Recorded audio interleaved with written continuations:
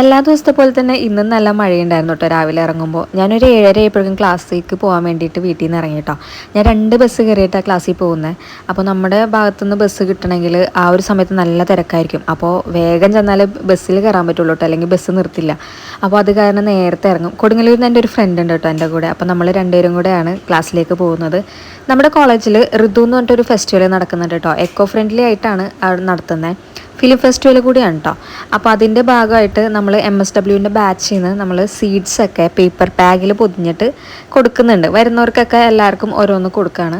അപ്പോൾ അതിൻ്റെ ഭാഗമായിട്ട് നമ്മൾ ക്ലാസ്സിൽ ഇരുന്നിട്ട് ഇത് തന്നെയാണ് കേട്ടോ, പേപ്പർ ബാഗ് പോലെ ഒരു കുഞ്ഞ് പാക്ക് പോലെ ഉണ്ടാക്കുന്നുണ്ട്. അപ്പോൾ നമ്മുടെ ക്ലാസ് തുടങ്ങിയിട്ട് അധികം നാളൊന്നും ആയിട്ടില്ല കേട്ടോ, കുറച്ച് നാളായിട്ടുള്ളൂ. 1 മാസമൊന്നും ആയിട്ടില്ല എന്ന് തോന്നുന്നു. അപ്പോൾ എല്ലാവരും ഓരോരോ പണിയിലായിരുന്നു.